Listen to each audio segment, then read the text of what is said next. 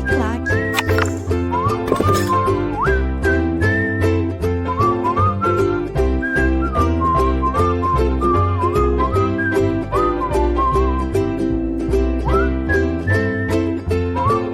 Olá, olá, meus alunos. Estamos começando mais uma aula de Direito Civil aqui pela LAC Concursos. Eu sou o professor Stanley Costa, professor de Direito Civil, Processo Civil.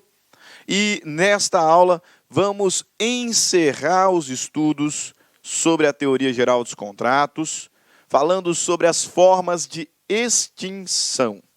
Em algumas partes, se necessário, nós vamos trabalhar aí todas as formas de extinção do contrato, concluindo assim os estudos sobre a teoria geral dos contratos. Já falamos sobre natureza jurídica, sobre princípios, sobre classificação, sobre a formação dos contratos, já falamos sobre a relatividade e a intervenção de terceiros na relação contratual, falamos sobre vício redibitório, sobre evicção, e agora, então, encerraremos o estudo com as formas de extinção do contrato. Ok? Aqui, a depender do doutrinador que você adotar, nós vamos ter aí uma forma diferente de organização das causas extintivas do contrato. Tá? Eu prefiro ficar com a doutrina do Carlos Roberto Gonçalves e do Flávio Tartucci, nessa parte da matéria. Acho que são os mais didáticos. Veja bem, independente do doutrinador que você trabalhar, todos vão passar pelas mesmas causas extintivas. Só a forma de organização delas é que é diferente. E aí, entendo que esse modo de apresentar a matéria pelo Carlos Roberto e pelo Flávio Tartucci é o mais didático. O que eles fazem? Eles dividem as formas de extinção do contrato em alguns grupos. Primeiro, nós temos a extinção do contrato normal. A forma normal de extinção da relação contratual. Ou seja, aquela que se espera, qual seja? A execução voluntária. Execução voluntária. O cumprimento voluntário da prestação devida pelo devedor. Pagamento, o adimplemento. É a forma normal, é o que se espera da relação contratual. Acontece que, por vezes, o contrato ele não se extingue pelo adimplemento, pela execução, pelo cumprimento da prestação. E aí surgem formas anormais de extinção do contrato, que dividimos em 3 grupos. A extinção anormal do contrato por fato anterior ou concomitante à celebração. Extinção anormal, porque não se dá pela execução, não se dá pelo cumprimento da prestação. Extinção anormal, mas por fato anterior à celebração do contrato. Anterior ou concomitante. Aqui nós vamos encontrar a extinção por invalidade, ou seja, por nulidade, absoluta ou relativa. A extinção por cláusula resolutiva. A extinção por direito de arrependimento. Ponto. Causas anormais de extinção do contrato por fato anterior à celebração. Nulidade, absoluta ou relativa, cláusula resolutiva, direito de arrependimento. Causas de extinção do contrato anormais, entretanto, posteriores à celebração do contrato. 2. Resolução e resilição. E a última forma de extinção do contrato, que também é anormal e posterior, mas trabalhamos em apartado, a extinção por morte.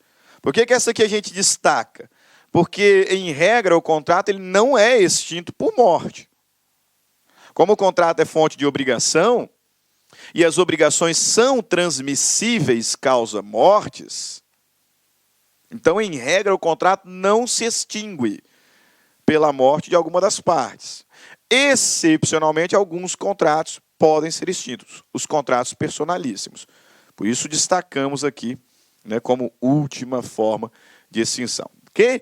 Extinção normal pela execução, extinção por fato anterior à celebração, extinção por fato posterior à celebração, extinção por morte. Assim está dividida a nossa aula, à luz da doutrina de Carlos Roberto Gonçalves e Flávio Tartucci. E aí nós vamos trabalhando aqui os artigos expressamente previstos na lei. Ok? Então vamos lá. Primeira forma de extinção do contrato é a extinção do contrato normal. A extinção natural. A extinção do contrato da forma como se esperava quando foi celebrado. Você, quando celebra um contrato de compra e venda, você vai vender um bem. Entrega o bem ao comprador. Você espera que esse contrato seja extinto de que forma? Imagino que pelo pagamento do preço que lhe é devido, né? Pois bem, essa é a forma normal, essa é a forma natural de extinção da relação contratual. O contrato ele se extingue naturalmente, o contrato ele se extingue normalmente pela execução, pelo adimplemento, pelo cumprimento da prestação que era devida. Por isso, colaciono aqui no nosso slide. A forma natural de extinção dos contratos é pelo adimplemento, ou seja, pela execução voluntária. Seja instantânea, diferida ou periódica. Você se lembra lá da classificação dos contratos? Tinha uma classificação de contratos quanto à execução. Contrato de execução instantânea, que é aquele que é cumprido logo após a sua celebração, ele é cumprido em um ato só, realizado imediatamente após a sua conclusão. Então, a conclusão do contrato e a execução se confundem. Contrato de execução diferida, que é aquele cumprido por um ato só, mas realizado em momento futuro. Um ato só em momento futuro. E o contrato de execução periódica, aquele que se protrai no tempo, em várias prestações, em vários atos executivos. O contrato ele é extinto naturalmente, normalmente, pela execução voluntária, seja ela instantânea, diferida ou periódica. O cumprimento da prestação libera o devedor. Libera o devedor e satisfaz o credor. O cumprimento da prestação libera o devedor e satisfaz o credor. Como o cumprimento da prestação libera o devedor, o legislador nos diz que é direito do devedor, ao fazer o pagamento, receber a devida quitação. Receber a devida quitação. Direito do devedor, ao pagar, receber a devida quitação. Porque vai que lá na frente ele é cobrado, né? Vai que lá na frente, aquele credor que já recebeu se mete a besta a juízo uma ação de cobrança contra o devedor, alegando que ele não fez o pagamento. O devedor fala assim: excelência, eu não devo nada. Eu já fiz o pagamento. E pelo pagamento eu fui liberado de qualquer obrigação. Está aqui a quitação que não me deixa mentir. Artigo 319 do Código Civil. O devedor que paga tem direito à quitação regular e pode reter o pagamento enquanto não lhe seja dada. É direito do devedor receber a justa quitação, a regular quitação, quando da realização do pagamento, podendo reter o pagamento enquanto a quitação não for dada. Inclusive, uma das hipóteses de consignação em pagamento é exatamente a falta da quitação. O devedor foi lá pagar, o credor se recusou a dar a quitação. Então o legislador está dizendo aqui, ele pode reter. Mas se ele reter, mais cedo ou mais tarde ele vai ser demandado em juízo. Então, por uma questão de segurança, ele pode reter e consignar em juízo. Ajuizar uma ação de consignação. Uma das hipóteses de consignação em pagamento, exatamente, quando dá negativa de quitação. Ok? Beleza. Difícil? Não, né? Molezinha. Extinção regular, extinção normal, extinção natural do contrato se dá pela execução, seja ela instantânea, diferida ou periódica. O pagamento, o cumprimento da prestação libera o devedor e satisfaz o credor. Nunca se esqueça, é direito do devedor receber a justa quitação. Agora vamos às formas anormais de extinção do contrato. Formas anormais de extinção do contrato. A começar por aquelas que são anteriores à sua celebração. Então, formas anormais de extinção do contrato por causas anteriores à celebração. Por causas anteriores ou concomitantes à celebração. Primeira causa anterior. Professor, por que anterior? Porque já estava lá o vício, né? Quando o contrato foi celebrado, ele foi celebrado com um vício na sua validade. Vício, portanto, anterior ou concomitante à celebração. Mas só agora, depois de celebrado, é que eu estou suscitando para extinguir o contrato. Primeira forma, anormal de extinção do contrato, por causa anterior à sua celebração, a extinção por nulidade. Extinção por invalidação do contrato.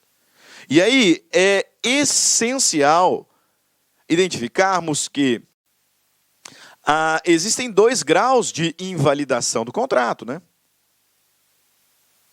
Nulidade e anulabilidade. Ou nulidade absoluta, nulidade relativa. O contrato ele é extinto de forma anormal pela sua invalidação. Ou seja, pela declaração da sua nulidade absoluta ou por sua anulação. Você não pode confundir nulidade e anulação, hein?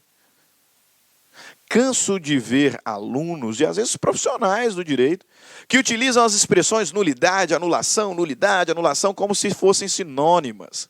Mas não são. Não são. E nós precisamos enxergar algumas distinções. Nulidade dita absoluta, ela ocorre quando falta algum elemento indispensável ou quando o contrato transgride norma de ordem pública. Portanto, a nulidade, o vício que enseja nulidade absoluta, é um vício que ofende a ordem pública. É um vício grave. E tão grave que, ao ser declarado, produz efeitos ex tunc. A declaração da nulidade absoluta produz efeitos ex tunc. Ou seja, efeitos retroativos. E pode ser requerida em juízo a qualquer tempo. O que significa que a ação declaratória de nulidade não se submete a prazo decadencial ou prazo prescricional que seja. O vício que enseja nulidade ofende a ordem pública, meu caro. É vício grave. Tão grave que, quando declarados, os efeitos da sentença retroagem à celebração do contrato. E tão grave que pode ser questionado a qualquer momento. O que é nulo não se subordina a prazo prescricional ou decadencial. Sabe por quê? Porque o que é nulo não convalida. O que é nulo não convalesce. Não conserta. Ok? A questão é tão séria que a nulidade pode ser requerida por qualquer interessado ou pelo Ministério Público. Então a legitimidade é ampla. A legitimidade para a propositura da ação declaratória de nulidade é ampla. Pode ser requerida por qualquer interessado ou até mesmo pelo Ministério Público. E Além disso, a nulidade pode ser declarada de ofício pelo juiz. Observe, grave. Agora, a anulabilidade, aí é outro esquema, né? A anulabilidade também causa extinção do contrato, mas aí por um vício que atenta contra a norma de interesse privado, norma de ordem privada, tá? As causas de extinção do contrato por nulidade absoluta, você vai encontrar lá no artigo 166 do Código Civil. Vai aparecer lá, por exemplo, simulação, contrato celebrado por absolutamente incapaz, sem representação, nulidade. As causas que implicam em anulabilidade você vai encontrar no artigo 171 do Código Civil. E aí vai aparecer lá, contrato celebrado por relativamente incapaz sem assistência, contrato celebrado por erro, por dolo, por coação, em estado de perigo ou em fraude contra credores. Anulabilidade. Característica própria da anulabilidade é que, primeiro, o vício que enseja anulabilidade atenta contra a norma de interesse privado. E assim sendo, quando anulado o contrato, por ação anulatória, os efeitos serão ex nunc, não retroativos. Nulidade absoluta, ex tunc. Anulabilidade, ex nunc. Ex nunc. E como aqui é norma de ordem privada, a ação anulatória se submete a prazo. Tá? O direito de anular um contrato. O direito de anular um contrato por algum dos vícios identificados na lei, esse direito potestativo, se subordina a prazo. Se subordina a prazo decadencial. De 4 anos, na maioria dos casos, erro, dolo, coação, estado de perigo, lesão, relativamente incapaz, 4 anos, e quando não houver prazo, 2 anos. 2 anos. Ok? Além disso, anulabilidade, a ação anulatória tem legitimidade restrita. Tá? Enquanto nulidade absoluta pode ser questionada por qualquer interessado, até mesmo pelo Ministério Público, pode ser reconhecida de ofício pelo juiz, anulabilidade não. A legitimidade para a propositura da ação anulatória ela é restrita. Só as partes do contrato, e algumas vezes, algumas outras poucas pessoas, é que podem propor a ação anulatória. Okay? Então não podemos confundir. Nós não vamos entrar aqui de forma profunda no estudo da anulação e nulidade, porque não é tema da nossa aula. Nossa aula está tratando sobre a extinção do contrato. E a primeira causa anormal e anterior ao contrato que pode lhe dar fim, que pode extingui-lo, é a nulidade absoluta, contrato nulo ou relativa, anulável. Ok? Segunda causa anterior de extinção do contrato. Anterior ou concomitante. Causa normal, anterior ou concomitante de extinção do contrato. É o que nós chamamos de cláusula resolutiva. Cláusula resolutiva. Grave o seguinte, a expressão resolução nos remete para inadimplência.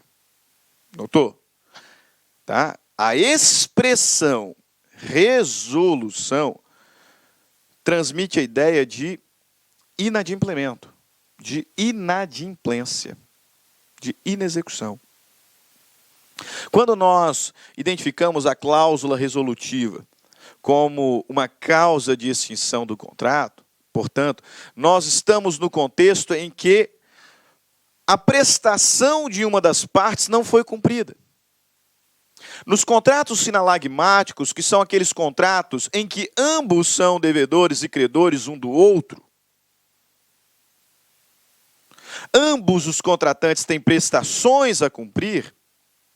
Se um dos contratantes não cumpre a prestação, o outro contratante pode executar especificamente a obrigação, exigindo o cumprimento judicialmente, ou extinguir o contrato.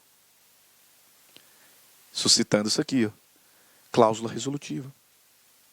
Portanto, a cláusula resolutiva é uma causa de extinção do contrato que decorre da manifestação de vontade da parte quando a outra não cumpriu com a sua devida prestação. Ante a inadimplência de um dos contratantes, o outro contratante pode executar a obrigação ou extinguir. Não quero mais. Não quero mais.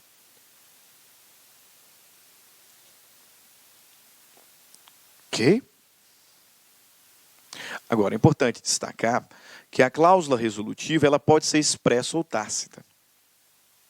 Expressa quando prevista, né, no contrato, expressamente.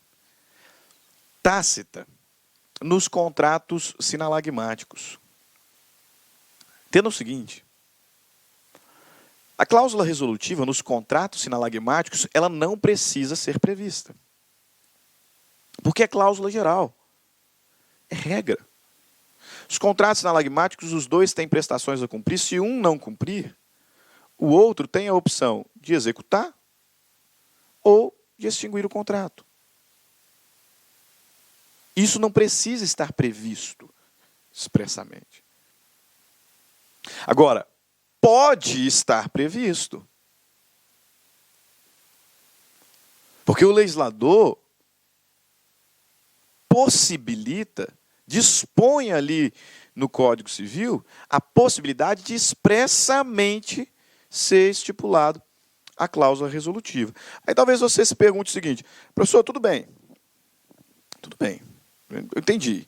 A cláusula resolutiva é uma causa anterior à celebração do contrato, porque é uma cláusula, né? Ou seja, quando a celebração do contrato, essa é uma cláusula que está lá, expressa ou tacitamente está lá. E que agora, depois, por conta do inadimplemento, a outra parte fala só, não quero mais, extingue o contrato. Aí o senhor disse que essa cláusula pode ser tácita ou expressa. Nos contratos sinalagmáticos, ela é cláusula geral, está lá. Mas as partes podem convencionar. Aí surgiu uma dúvida aqui. Porque quando nós estudamos o vício redibitório, aprendemos que vício redibitório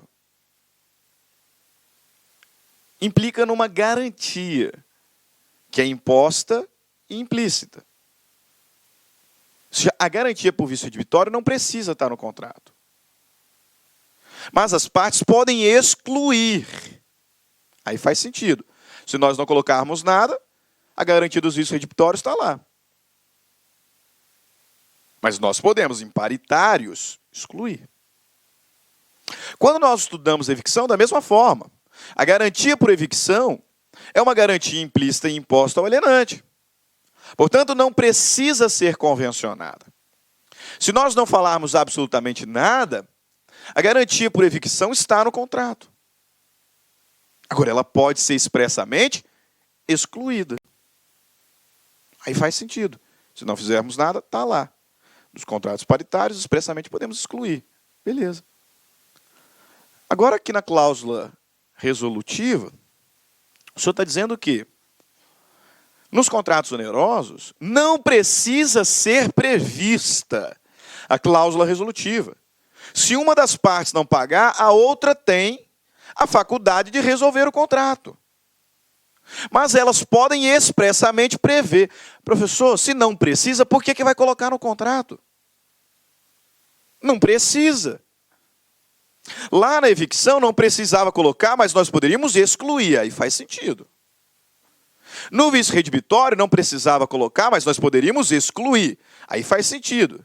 Agora, a cláusula resolutiva não precisa ser prevista nos contratos sinalagmáticos, mas o legislador possibilita que expressamente ela seja prevista. Por quê? Faz diferença. Faz diferença. Há uma diferença entre cláusula resolutiva tácita e expressa. Se não prevê, ela existe. Ela existe. Mas você, com certeza, terá interesse em expressamente prevê-la. Quer saber por quê? Já vamos ver. Olha lá, artigo 475 do Código Civil.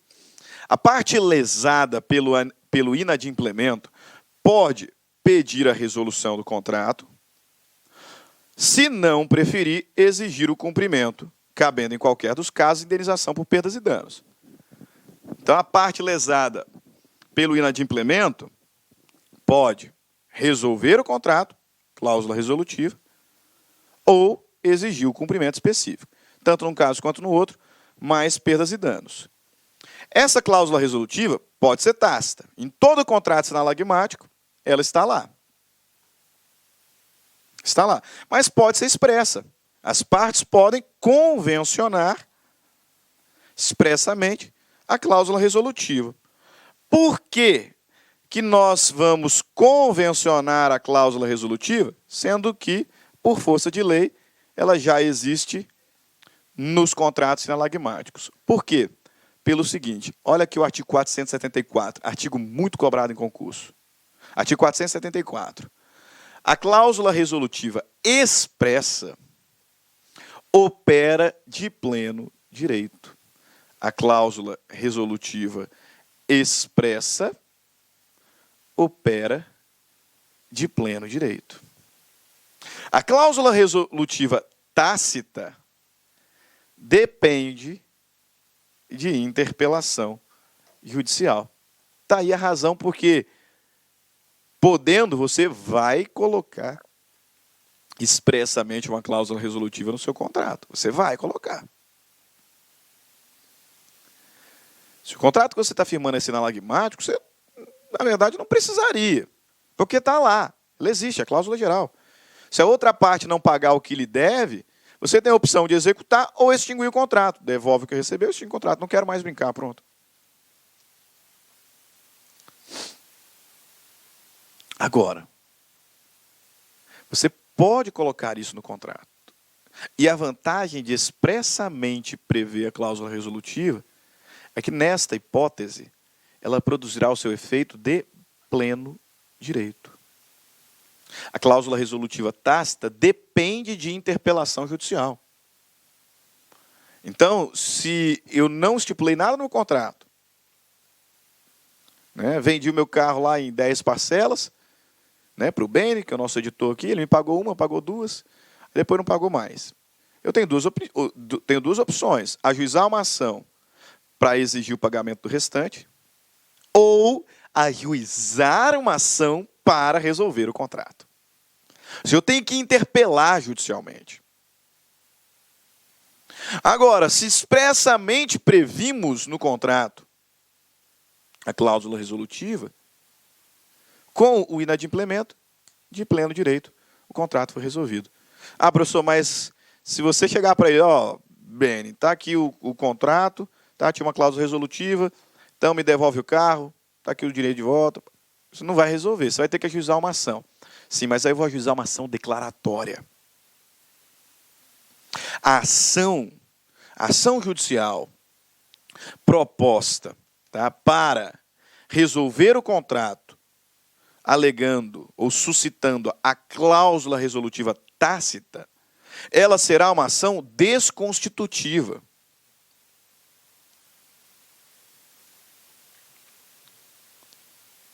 Desconstitutiva. Faltou o S aqui. Né? Será uma ação desconstitutiva.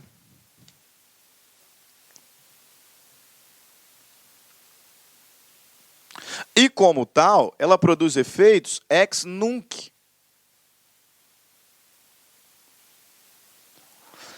Agora, como a cláusula resolutiva expressa, ela opera efeito imediato, de pleno direito, se necessária a propositura da ação, será uma ação declaratória.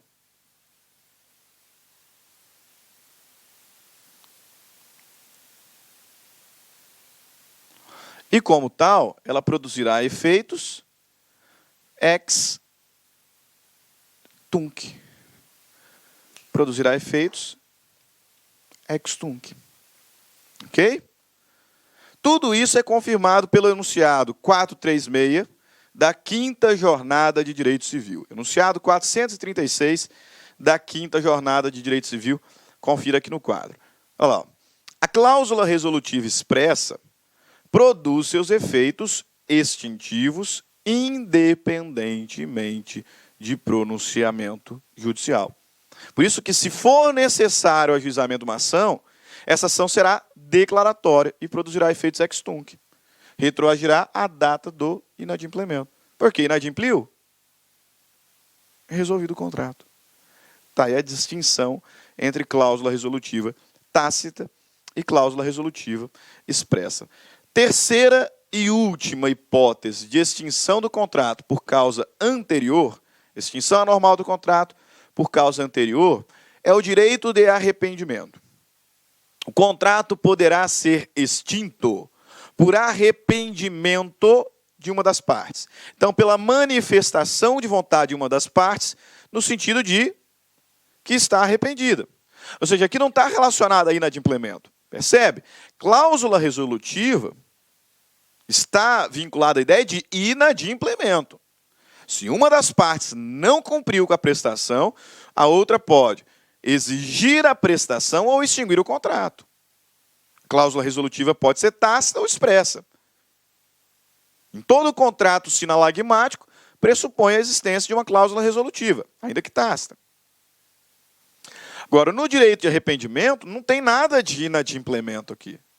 O contrato pode ser extinto por vontade da parte que se diz arrependida. Ah, professor, até parece, está louco? Está louco, isso vai gerar uma segurança jurídica terrível. Aí. Então eu vendo um carro aqui parcelado para um sujeito, e aí depois dá a louca dele, não quero mais o carro, toma o carro de volta e me dá meu dinheiro. Surtou? Isso não existe, não. Existe, só que não existe como regra. Ao contrário da cláusula resolutiva, que pode ser tácita, o direito de arrependimento tem que ser expresso. Então você negociou. Você concordou com uma cláusula expressa no contrato que atribuía direito de arrependimento. Aí está a diferença. Ela não vai ser tácita, é óbvio que não. A cláusula resolutiva, ela precisa ser expressa no contrato. É autorizada a previsão expressa no contrato de direito de arrependimento, né? Ou melhor, deixa eu reformular aqui porque eu coloquei cláusula, eu usei a expressão cláusula resolutiva, né? O direito de arrependimento tem que ser expresso no contrato. Tá? A cláusula resolutiva pode ser tácita ou expressa. Pronto, está lá. Portanto, ela é regra dos contratos sinalagmáticos. O direito de arrependimento também é uma causa anterior, porque nós estipulamos no contrato. Quando das negociações preliminares, da proposta, que foi posteriormente aceita, colocamos no contrato uma cláusula que possibilitava a extinção do contrato por direito de arrependimento. Por isso que ela é uma causa anterior. Muito embora, é óbvio que será suscitada depois na execução do contrato, né? Depois no curso da execução do contrato. Porque depois de cumprido, aí não tem como mais arrepender, né? Entendeu? O direito de arrependimento tem que ser expresso. É autorizada a previsão expressa no contrato do direito de arrependimento, que possibilite a qualquer uma das partes rescindir o ajuste mediante declaração unilateral de vontade. Tá? Convencionado o direito de arrependimento, então, torna-se possível a extinção do contrato por declaração unilateral de vontade. Qualquer das partes é que eu não quero mais. Então, extingue o contrato. Professor, eu entendi. Agora faz um pouquinho mais sentido, né? O direito de arrependimento realmente não podia ser regra. Tem que ser previsto no contrato. O senhor disse que tem que ser previsto no contrato, agora faz mais sentido. Só que mesmo assim, eu não consigo enxergar uma situação em que as partes terão interesse em convencionar. Porque, imagina, né? Eu vou te vender meu carro em 10 parcelas, e aí na nona parcela eu posso arrepender? Você não vai concordar com uma cláusula dessa. Ela tem que ser expressa, ela tem que ser expressa. Difícil é visualizar na prática alguém que tem interesse em expressamente prever. Para tornar viável, meus caros, para tornar viável esse instituto, em regra ele vem acompanhado de um outro instituto. O direito de arrependimento, tá, ele é bastante comum no direito contratual. Só que ele vem acompanhado de um outro instituto, chamado de arras penitenciais. Como é? Arras? O que é isso? Já ouviu falar sobre sinal? Exatamente. Você vai lá firmar um contrato preliminar. Um contrato de promessa de compra e venda de imóvel. Está se preparando para casar, vai comprar um imóvel, foi lá, olhou um imóvel, gostou muito dele, mas não tem dinheiro para dar agora no cash, né? Na lata. Mas gostou e quer comprar. Então você faz uma promessa de compra e venda com o vendedor. Faz uma promessa de compra e venda com o vendedor.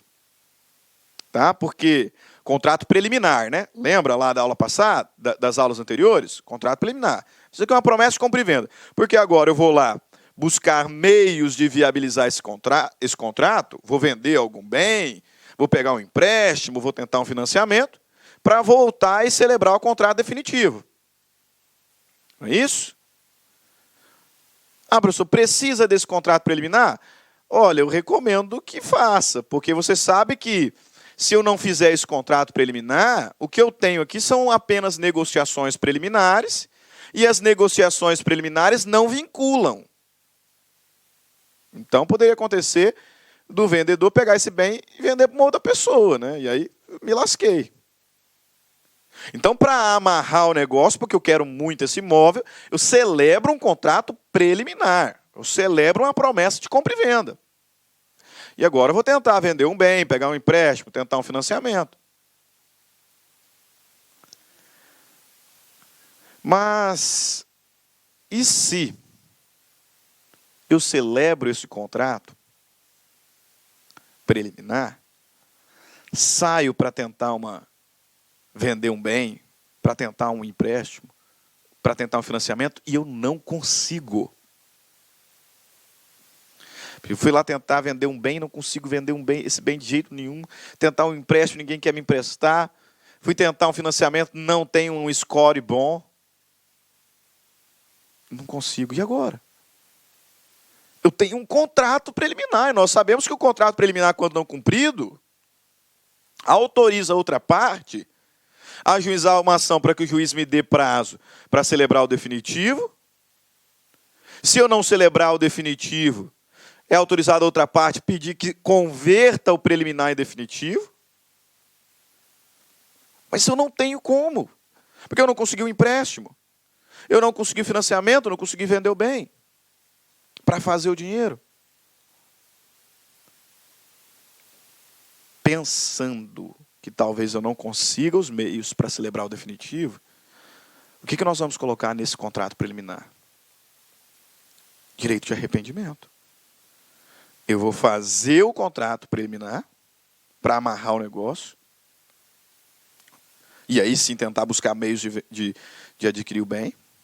Agora, considerando que talvez eu não consiga, nesse contrato preliminar, vamos convencionar o direito de arrependimento.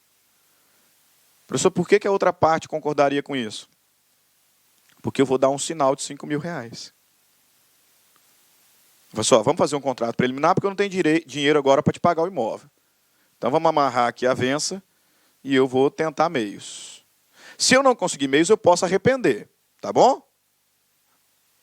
Tá bom, você pode me arrepender, mas me dá 5.000 aí de sinal, pelo menos, né?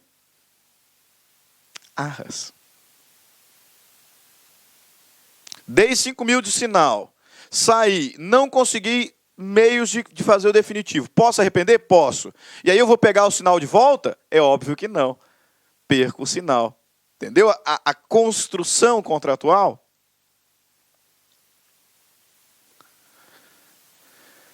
É possível a previsão expressa no contrato de direito de arrependimento. Existindo a previsão expressa no contrato de direito de arrependimento, qualquer das partes, por declaração unilateral de vontade, pode extingui-lo.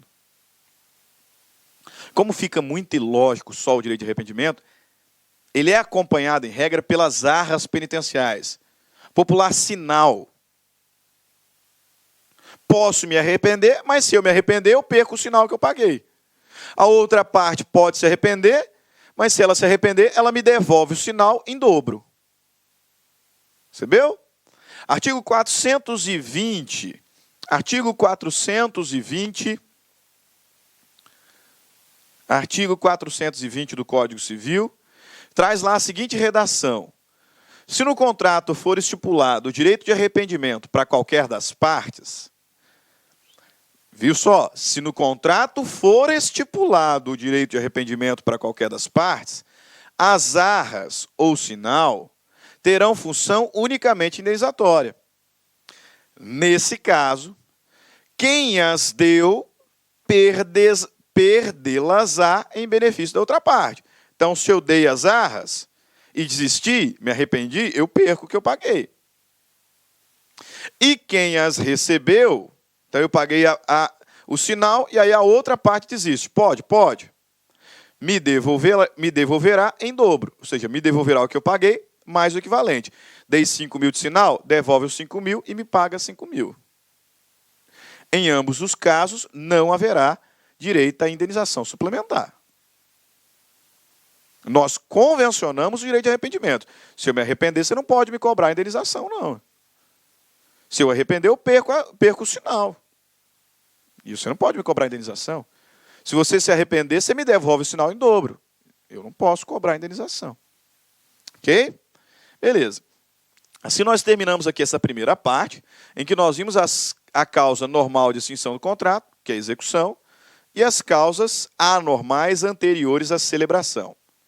Invalidade, nulidade ou anulabilidade, cláusula resolutiva, que pode ser tácita ou expressa, direito de arrependimento, que tem que ser expresso. No próximo bloco nós vamos falar sobre as causas anormais de extinção do contrato posteriores. E aí também resolveremos algumas questões, ok? Grande abraço a todos, até o próximo bloco. Clique like.